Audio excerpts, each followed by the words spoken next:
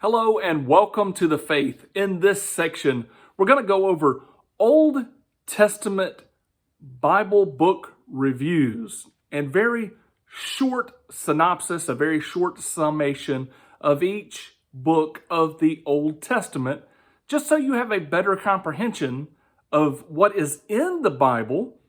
And out of this, you can choose by, maybe by your wants and by your desires, which books of the Bible do you want to dive into and learn more about?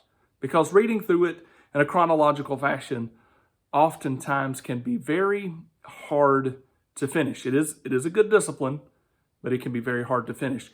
So I'm going to go over with you the books of the Bible of the Old Testament and almost a sentence or two about each one.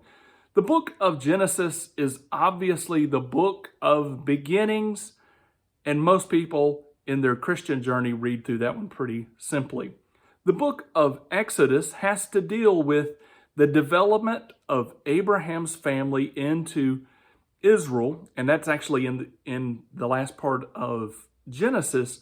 But as you get into Exodus, it is them under the Pharaoh in Egypt and experiencing all of God's miracles, the 10 plagues, and then them being delivered by God's hand.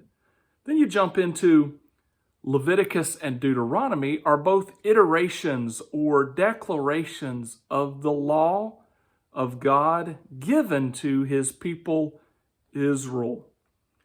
And those are very difficult but yet insightful books to read, but they give you a very good backdrop for everything else. Numbers, the book of Numbers, is about the children of Israel not obeying God and thus being damned to walk around and wander about in the wilderness for 40 years. They were told to take the promised land. They would not do it, and so God got very angry with them. He said, I'm just going to let you walk around in circles until this evil generation dies and passes away, and I'll work with those who want to work with me. The book of Joshua is about the transition of leadership from Moses to Joshua.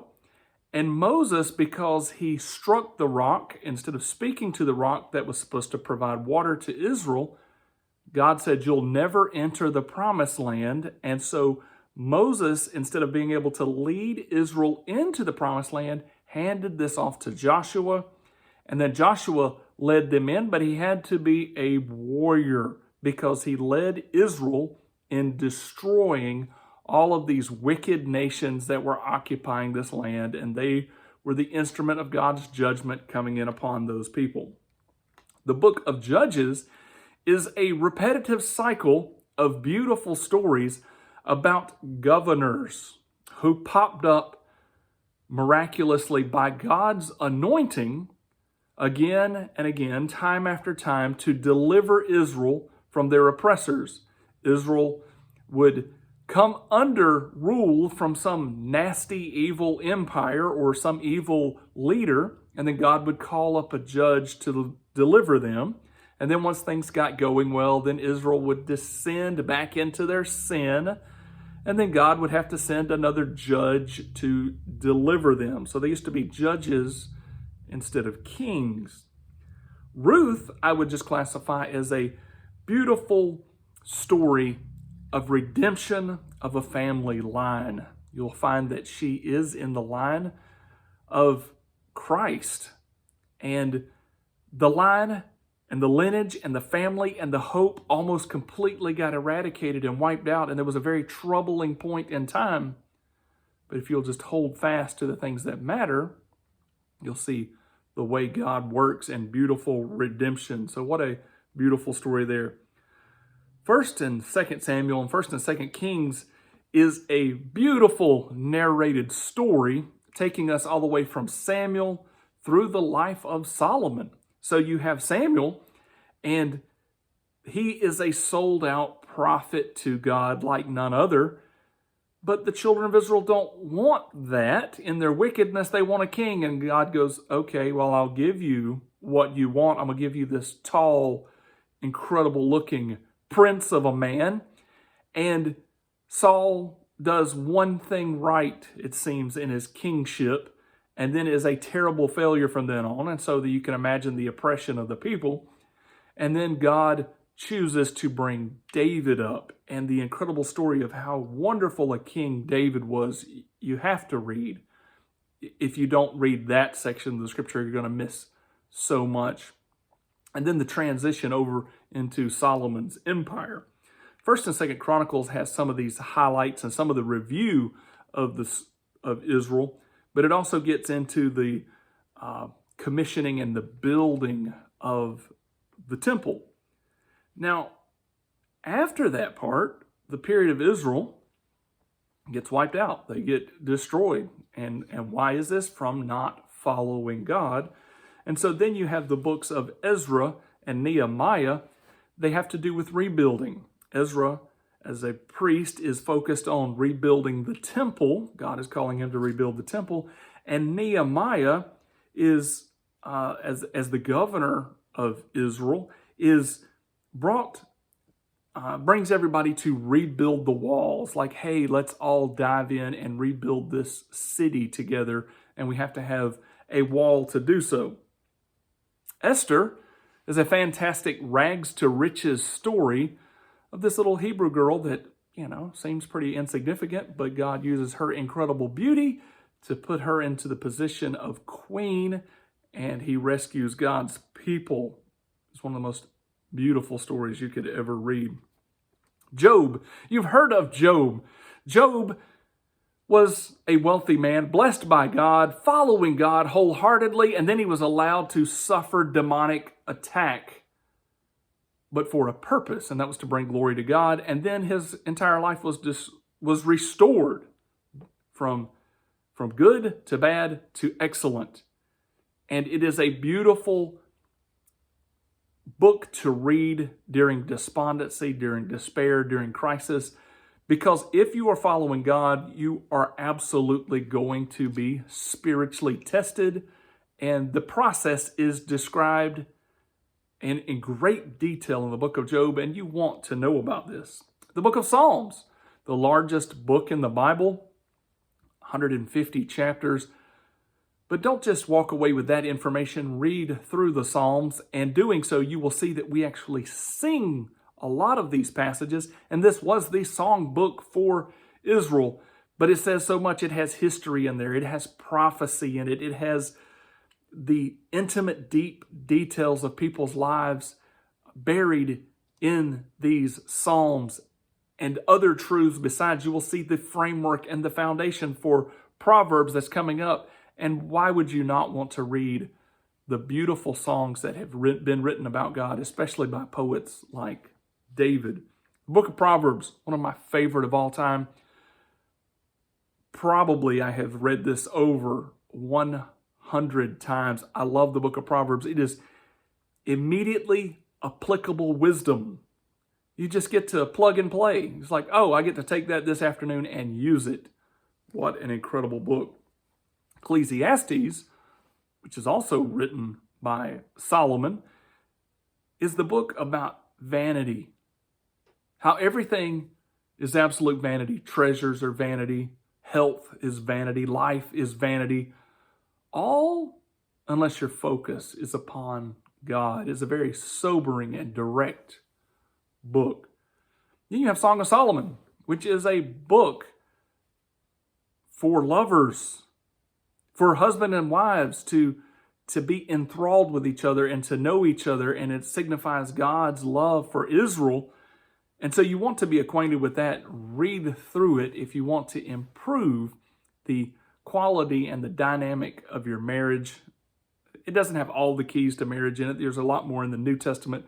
But to understand God's view of love and romance, read through Song of Solomon.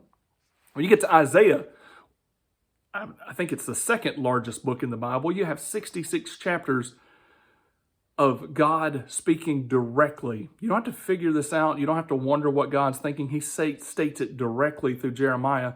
And it is one of the places that you can get really connected to God's anger And you, as a new Christian, you're like, why would I want to be connected with God's anger? You want to be in total awareness of God's anger, because the beginning of wisdom is to fear God, and you will fear God if you know how angry he gets about sin. And then when you know how angry he gets about sin, you will begin to purify your life, and then purifying your life, you'll begin to walk in so many blessings, you won't be able to stand it.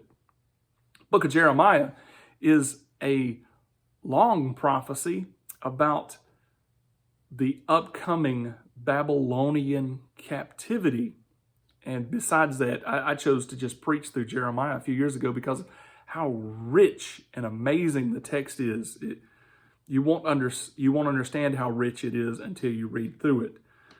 Lamentations is actually, it seems like somebody climbs up on a hill and looks down on Israel during the Babylonian captivity and just cries about it. It's worth reading and getting in touch with. And it's a good warning to anyone that wants to rebel against God. You could face the same tragic end. When I think of the book of Ezekiel, one of the highlights in it, and there's many others, but one of the highlights in it is God's glory. To see the chariot of God, the mystifying, mysterious element of God's glory. And that's just a piece of it. Daniel, the book of Daniel, is how a Hebrew slave boy that's carried off in the Babylonian captivity is used by God to bless others and is appointed to one of the highest places, second or third in the kingdom, depending on how you understand the structure there. But Daniel goes from being a little Hebrew slave all the way to a prominent figure. And it shows that God does not mind putting Christians in prominent political places at pertinent times. And then it also dives into helping us to understand the book of Revelation, because there are so many prophecies that are called out. He explains his dreams, and then we see the actual fulfillment of those in the book of Daniel. It gives us lots of insight into how prophecy needs to be viewed. We get into the book of Hosea. He was told by God to marry a prostitute. You're probably scratching your head wondering about that. It was for the fact that Hosea would marry this prostitute, and then he would be committed to her and she would run away. And so he'd go find her, bring her back, and he'd be committed to her and she'd run away. And he'd go find her and bring her back, and he'd be committed to her and she would run away. And it's a fitting picture of God with Israel. And that's why God told Hosea to do this, because what's more striking than God telling someone to go marry a prostitute? The book of Joel is about the plague of locust that comes down as punishment. But one of my favorite parts in there is the promise that jump into prayer, intercede in prayer, go before the Lord in his judgment, and maybe he will turn back and leave a gift behind when he turns away his judgment. I love to think about that, because in my life, when I have made God angry and the judgment is coming, can I not go and beg and plead and God, please, please, please take this judgment away, and then possibly find a gift then for being obedient and humble before the Lord. Book of Amos, and I had to have help with a couple of overviews on some of these, because I just want you to know this isn't technically mine, but a shepherd, Amos preaches against the injustice of the northern kingdom of Israel. I didn't know how to summarize that one, so I borrowed that from an online synopsis. Obadiah is the warning of God against the Edomites. And the Edomites are the people of Esau. So if you're familiar with the scriptures at all, Jacob, his family becomes the children of Israel, and Esau, his family, becomes the Edomites, and they become incredibly prideful. And God calls them out and he says, don't think I can't reach to your high places. Don't think I can't get past your fortifications. I will bring you down low. And we know that they don't exist anymore. The book of Jonah. Jonah and the whale. I don't think I need to say much more than that because you've probably heard the story, at least in part. But I will leave you with this. There was and this is the way the story goes. I'm not 100% certain this was a true story, but it's striking. There was a man who told his son, he's like, son, don't let them take away Jonah. And the son says, what are you talking about? He says, when you go to college, don't let them pull the book of Jonah out. Don't let them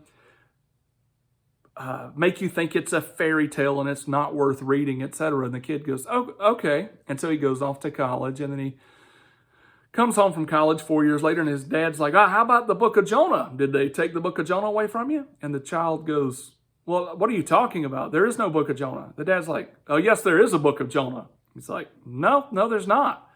And the dad goes, oh, and he storms over and he gets his Bible and he opens his Bible and he searches and he searches and he searches.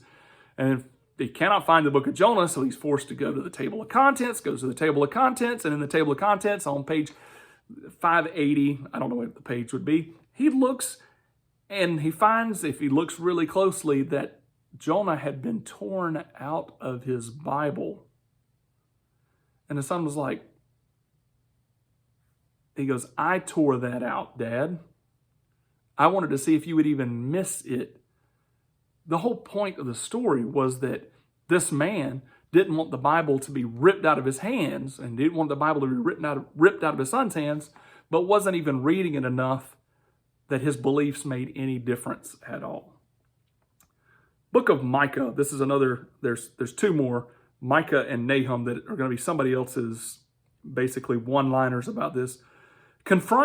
Micah confronts the unjust rulers in Judah and Israel, basically just prophecies about warning of God saying, hey, Israel and Judah, you are not living correctly.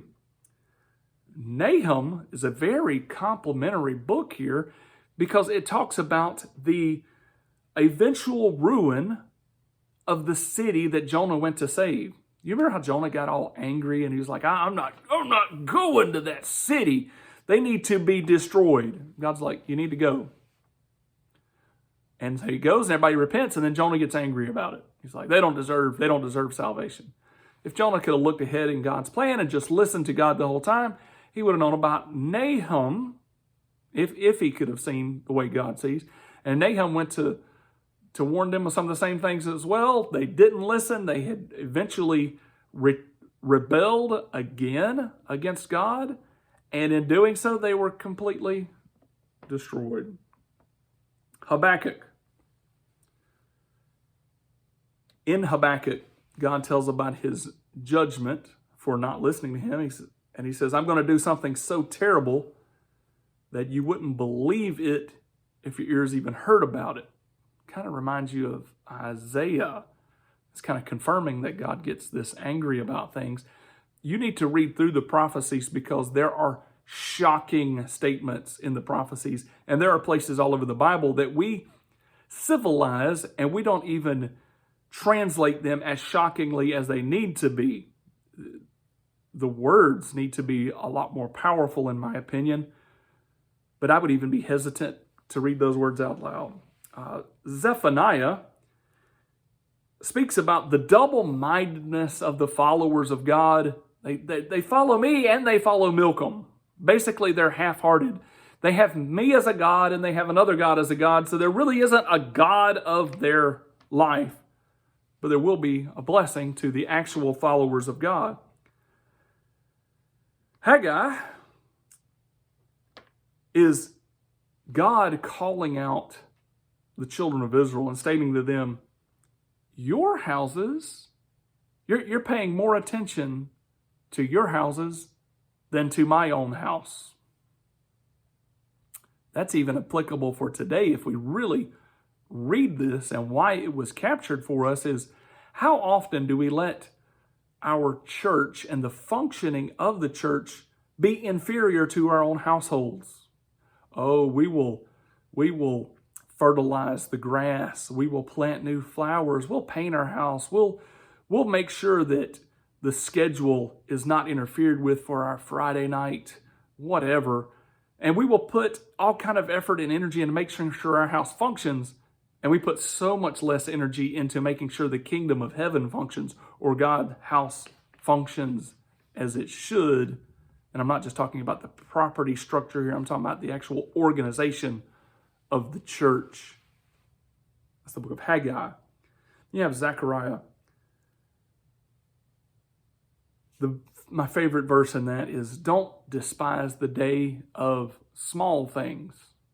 And this is something you have to get a grasp on, is not to despise the day of small things. There are preparation moments. The little things add up to something significant. And then last of all, Malachi. And if you read Malachi through several times, you'll actually understand very deeply why some are passionately committed to tithing, because the blessing there of tithing is very well explained for God's people in the past and in the present. I hope this review of the Old Testament is helpful to you.